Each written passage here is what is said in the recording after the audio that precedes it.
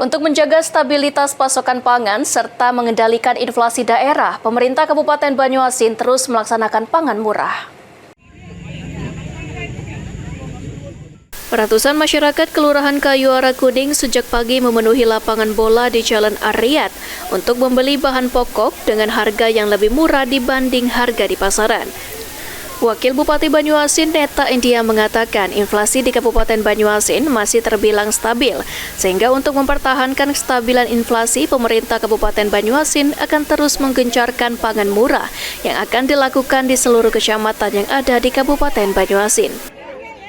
Hari ini saya langsung menyinggung kegiatan pasar murah di Pasar Kayuara Kuning di Artigo.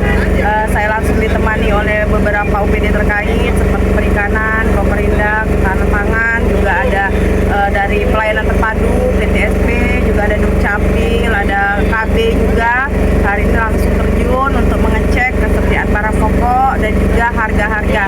Di sini masyarakat sangat antusias sekali karena harganya jauh lebih murah dibandingkan di pasar dan juga produknya banyak. Alhamdulillah jam 9 sampai dengan jam 10 sampai dengan sekarang itu barang semuanya habis.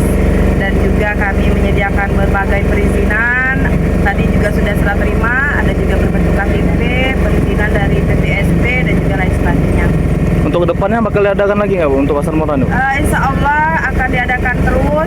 Kami sekarang sampai dengan bulan Juni ini telah melaksanakan 16 pasar murah dan masih 6 kali lagi yang akan dilaksanakan di berbagai titik di Kecamatan Banyuasin, di Kabupaten Banyuasin.